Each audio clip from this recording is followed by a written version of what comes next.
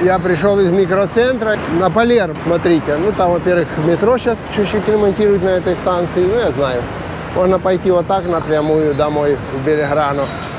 Но я, наверное, пойду до Либертадора и пойдем по Либертадору гулять. Заодно я купил чипа, называется. Очень, кстати, из муки мандиока. Очень вкусные штучки. Я их люблю. Как только вижу, вот еще тепленькие. Сейчас будем жевать. Ну, я пожую, а потом что-то поснимаю и пойдем по Либертадору прогуляемся. Наверное, пойду пешком сегодня домой. Так как в спортзал сказали 2 недели ходить нельзя, пока швы не снимут на руке.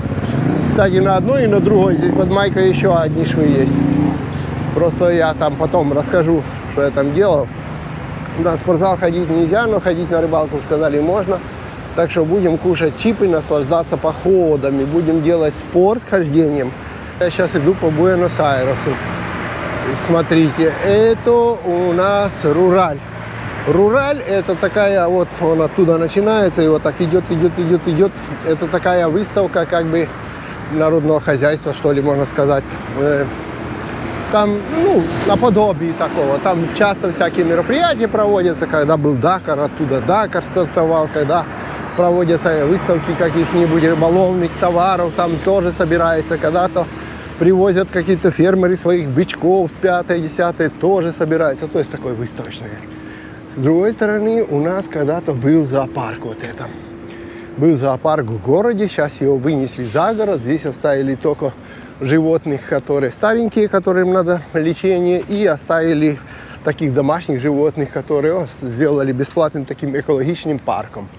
А зоопарк, ну, вон, видите, Мара ходит, к примеру. Вот такой заяц называется Мара. Видите, он там лазит. То есть можете прийти сюда, просто погулять, походить, бесплатное вся мероприятие, побыть на природе, детям показать каких-нибудь коровок, там, курочек, еще что-нибудь.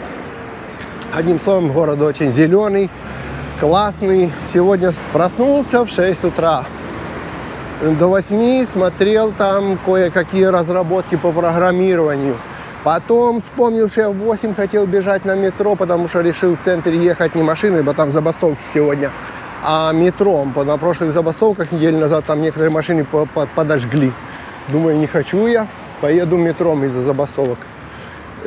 Побежал на метро. От метро 8 кварталов, это по 100 метров квартал приблизительно, профигачил до медицинского центра, в который мне надо было. Я сегодня встречался с пластическим хирургом, мне надо было кое-какие косметические штучки на руках там удалить. Они, ну, не вредные, но они мне мешали внешне. И вот пришел, сначала я просто записался на консультацию. Дерматолог говорит, хочешь, можешь удалить. Я говорю, ну, пойду узнаю. Я, говорит, я пошел к пластическому хирургу. Я говорю, ну, давай, пошли. Я думал, что он мне будет, ну, как бы это, консультации давать, рассказывать. Он говорит, я послали, хочешь удалить? Я говорю, ну, в принципе, да, ложись, говорит, сейчас сделаем. 3 шва наложу, говорит, и все. Я на второй руке показал, говорю, а это тоже такая штучка? Он говорит, да, такая же. Хочешь, я идти, эту тебе сейчас удалю? Говорю, давай. Он бах, все. Я говорю, это 2 недели, на спорт можно ходить? Нет, на спорт ходить нельзя, чтобы швы не разошлись. Придешь, я сниму, если хочешь, сам можешь их снять, говорит, если не боишься. Но не раньше 2 недель. Все, позашивал меня, и я решил, пойду, думаю, видео поснимаю. Так, это американское посольство, вон. Вот, кому надо в Америку с Аргентины, пожалуйста, приходите, сразу берите визу, езжайте. Раньше аргентинцы ездили без визы в Америку, теперь визы дают по-нормальному. Аргентинцу, в принципе, визы дают по-нормальному, никаких проблем с этим нет. Ну, очередь, как видите, не стоит под посольством. Сейчас я вам так покажу. Прямо, вот, видите? Вот за машиной, где девочка в красной маечке, вот вход. Видите, это вот это консульство, где визы получать. Очередь не стоит ни из аргентинцев туда. Никто, кому надо, подошел, взял на 10 лет визу и поехал себе. Сейчас мы пойдем, я вам покажу, насколько зеленый Буэнос-Айрес. Смотрите, тут я вам показал. Там большой парк рос, и дальше все зеленые зоны. Дальше мы будем идти аж до Белеграну. В основном мы будем идти вот по таким вот паркам, по таким вот зеленым зонам. Потому что Буэнос-Айрес очень зеленый город. Еще многие говорят, я сам раньше, ну, как бы не обращал внимания, потом Света мне говорит, смотри, и там рассказывает, там кто ездил в других странах, там жил в каких-то.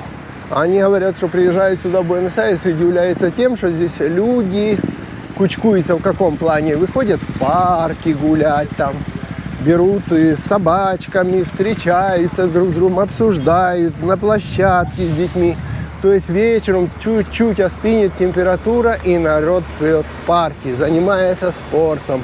Вот, смотрите, видите, отдыхают, наслаждаются жизнью. Жизнь тут такая чуток размеренная. То есть, в принципе, как бы аргентинцы, они не рвут через силу, чтобы именно вот все буду зарабатывать, каждая минута бизнес горит. Нет. Он поработал, подзаработал, закрылся, пошел отдыхать. То есть, в принципе, они сочетают работу с жизнью. То есть, чтобы не только было такое, что работай, а жить некогда, семью видеть некогда. Потому, особенно не в больших городах, таких как вот Буэнос-Айрес, Кордова, а в таких чуть помельче, или поселках, или вот чуть помельче города, там вообще у нас присутствует такая штука, как называется сиеста. То есть у нас закрываются магазины на обед. На обед и люди идут отдыхать. Плюс, опять же, это еще связано с жарой, потому что Аргентина страна жаркая. Ну, не везде, там Барелочи мы не берем или что, но в основной своей массе. И в такую жару, как бы, народ все равно не хочет на улицах ходить. И люди пользуются, магазины закрытые, они отдыхают, никого, а потом открывается вообще вечером. В других же странах нет, наоборот, будем круглосуточно, будем работать, чтобы каждую копейку убиваться, чтобы каждую копейку заработать. Вот аргентинцы немножко другой менталитет. Ездил в Мендосу, к примеру, да? До 6 вечера, днем, все магазины закрыты. 6 вечера начинает открываться. Я уже думаю, блин, хочется пиво там купить, жарище днем, все, закрыто. После 6 вечера только начинает открываться. Потом работать, а днем они сиесту спят. Да, пошел, вздремнул, обеденные перерывчики. Вот такая вот размеренная жизнь, представляете? Очень классно, мне нравится вот такая размеренная жизнь, которые не бегают, не убиваются, не выставляются друг перед другом. Кто быстрее добежит, кто быстрее заработает, кто кого там бизнес перехватит, перебьет. Вы знаете, у нас даже как бы сейчас я меньше обращаю на это внимание, но до недавнего времени обращал внимание. Вот, допустим, таксисты, да, вы вот попробуйте обратить внимание. Вы посмотрите, если таксист, вон желтые такие крыши едут, такси городское. Если таксист имеет клиента, он мчится чуть ли не правила нарушая, чтобы показать, какой он крутой, как он, блин, едет там круто. Ладно, просто для общего обозначения. Смотрите, парк, который экологический парк. Парк, в нем находится там посольство, дальше, ну там консульство, и там уже он с американским флагом, там живут люди из посольства американского. Напротив парк и японский парк. Напротив, через дорогу парк и парк Роз. Сейчас будем идти дальше, и это будут парки. Я про то, что обратите внимание, есть ли в ваших городах столько зелени, сколько есть в Буэнос-Айресе. Вот, так вот про таксистов, к примеру. Если вы увидите таксиста, у которого есть клиент в машине, вот мчится там на перегонки, показывая, как он круто едет. Даже некоторые клиенты говорят, блин, ты тормозни, а то я, говорить, не хочу, я в гроб не спешу еще. А с правой стороны дороги вечно едут таксисты, у которых нет клиентов. Они занимают вечно правую полосу для того, чтобы найти клиента, чтобы если клиент на тротуаре стоит, тормознет, чтобы он потом не шарахался с третьей полосы. Так вот, вы обратите внимание, что они едут рядочком друг за другом, и никто не обгоняет, чтобы поехать первым, стать перед тем, который едет спереди, и типа быстрее схватить клиента. То есть он ему не перебивает бизнес, потому что такому будут кричать и другие таксисты, и люди будут говорить, «Que esas muertes de hambre», типа, ты что, с голоду помираешь, что, типа, блин, это самое, что тебе надо прямо перебить бизнес другому человеку, перебежать ему дорогу. То есть вот если будет ехать вот так в правом ряду, такси одно без людей ищет клиента, то второе его обгонять не будет. И так будут ехать целым гуськом.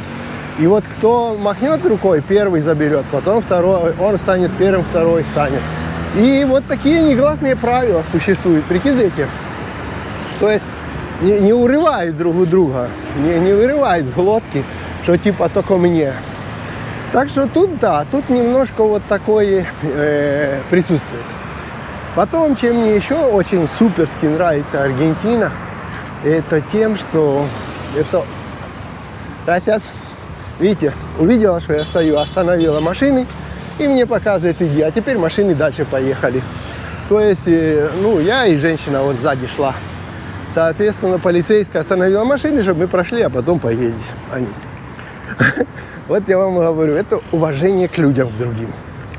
Не без того, что можно найти какого-то чудака, который немного обкурился или еще что-нибудь. Это у всех есть. Вот сегодня в центре, куда я ходил, в медицинском, мы стояли, мне надо было заплатить за биопсию. То есть вот эту штучку, которую он мне удалил, он положил в конверт и говорит, отнеси в центр биопсии, ну только заплати типа за то, что тебе сделать биопсию. Говорит, я уверен, что это ничего не такого, но по правилам я должен, как говорят, все, что удаляю, на биопсию отдать. И вот я стал оплачивать, и очередь стоит. Вот. Один в очереди какой-то пацан включил на телефоне музыку, вот эту свою кумбию. И эта кумбия бэм-бэм-бэм-бэм-бэм-бэм. И народ как начал, выключи музыку. Он, попросите меня, чтобы я ласково. Я говорит, хорошо, просим ласково, типа, пожалуйста, выключи музыку. Тут такой, ну ладно. Тут народ как поднялся, чуть не вытолкали из центра. Говорят, ты что, у себя дома, что ли, все ведешь себя так по-хамски, типа, блин. Тут стоят очереди, медицинский центр, это не твоя, как бы, танцплощадка, блин, где ты можешь врубить и стоять. То есть заставляет уважать мнение других, и это отлично. Уже с 6 утра смотрю там по программированию, мне надо сделать пару новых сайтов. Я буду убивать, так как у меня всегда куча всяких сайтов есть, и у меня есть хостинг. Кстати, кому надо сайты там магазина или что, обращайтесь. Или поремонтировать компьютера.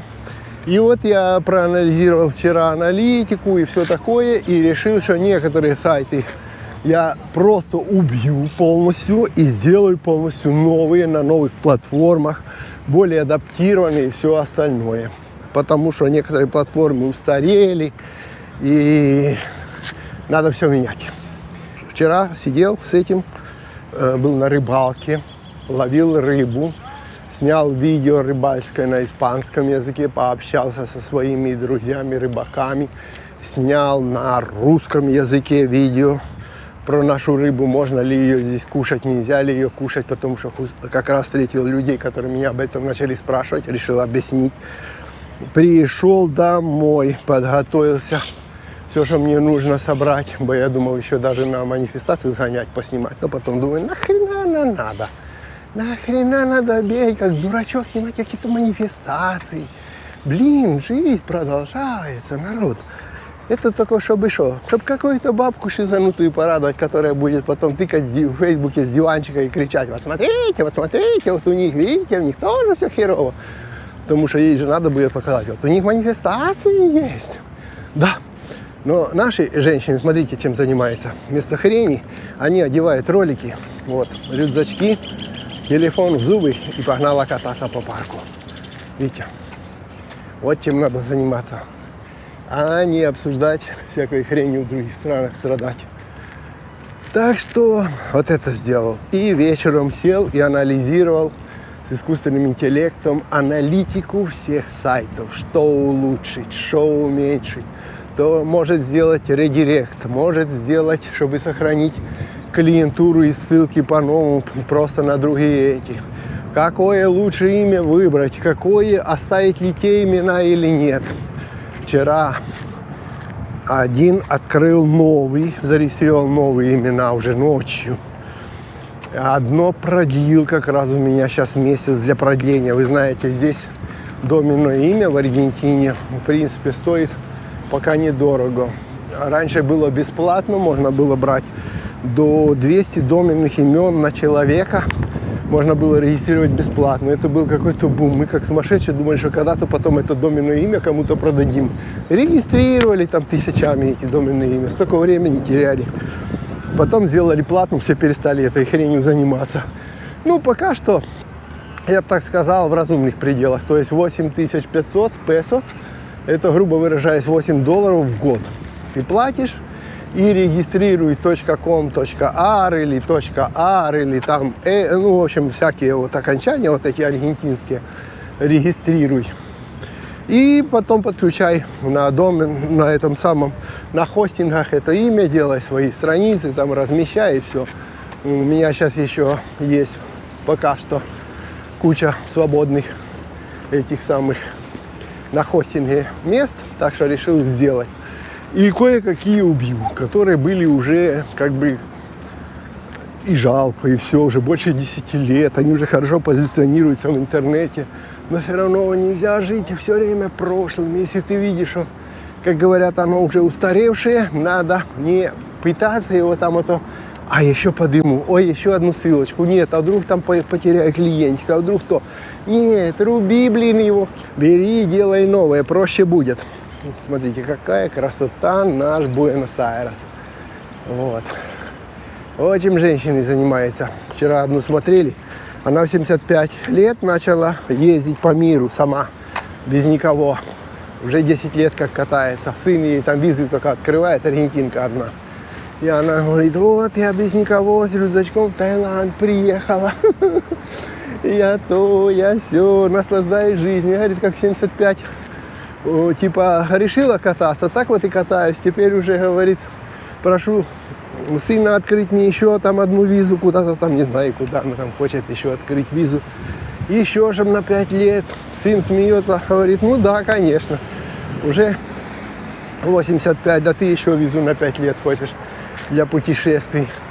Смотрите, травка зеленая, шлепанцы, шорты, никаких этих самых вам теплых вещей пока что. Там зимой-то мне надо будет теплых вещей. Идем дальше, наслаждаемся жизнью. Так, жизнь может у нас и скучная, но зато приятная. То есть ты живешь между нормальными людьми, ведешь здоровый образ жизни, кушаешь мясо, овощи, фрукты, пьешь вино.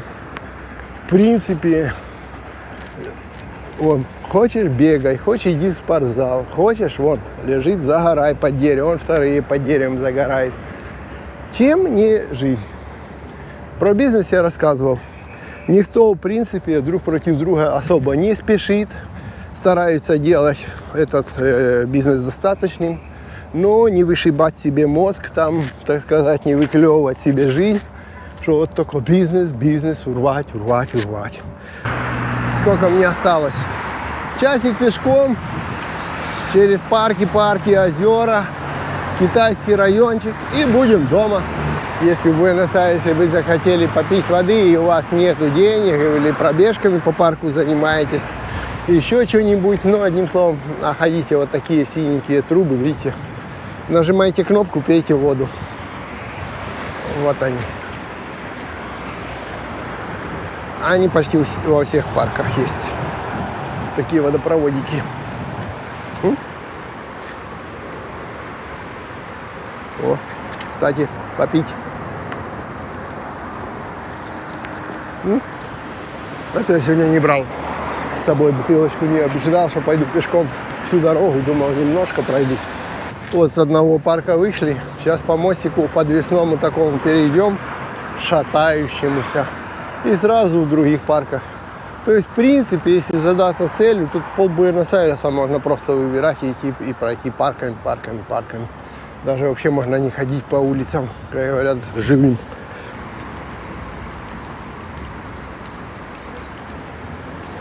Этот подвесной мост, он укрыт, во-первых, покрытием таким искусственным, типа коврика, а во-вторых, когда кто-то, ну, несколько людей бежит, он прямо шатается, он на тросах висит, на этих двух опорах, и прямо он такой бум-бум, движущийся. Конечно, один, когда идешь, топаешь, что он не движется, но когда несколько человек 5-10 бежит, а тут бегуны часто перебегают с одного парка в другой. А додайте, что за 2 человека и что они делают? Вот. Это называется Bomberos Voluntarios. У нас же, вы знаете, что пожарники, ну, как бы во многих местах, не знаю, во всех ли или нет, не буду врать, но считается бомберос волюнтариус, то есть пожарники-добровольцы. И вот им зарплату вообще не платят. То есть дают машины, там, дают какое-то здание, где они, а зарплату не платят. Льготы какие-то, что они там быстрее выйдут. Ну, одна мне рассказывала семья, в которой все они пожарники, что какие-то льготы раньше выйти там на пенсию, еще что-то, но не зарплата. Соответственно, им приходится ходить вот между машинами и попрошайничать себе на зарплату. Прикидывайте. Вот они выделяют несколько человек, которые ходят, расстают рекламные всякие листики и пробуют, ну, типа, чтобы им кто-то дал доносен, типа, пожертвования, выпрашивают пожертвования для пожарников. Вот так. Так что если банк валится, банку дадут деньги государства, потому что это же банк, как банк же не может завалиться. А если пожарники без зарплаты, то и хрен с ними. Сейчас пойду по парку, который мне очень нравится. В плане того, что здесь мы часто показываем, периодически приезжаем сюда, здесь озеро такое красивое есть, 3 февраля, видите? Он здоровый, вот я уже сколько шел, просто сейчас начал снимать. Там уже дорожки есть заезжающие. Здесь, тут очень красиво, очень он такой популярный, но хочу, вот это вот аллея, когда-то я давно снимал, еще лет 10 назад, тут, когда акации цветут, это тоже аллея желтых акаций здоровых. Очень красиво здесь. Я решил не идти по асфальту, пойду по дорожке.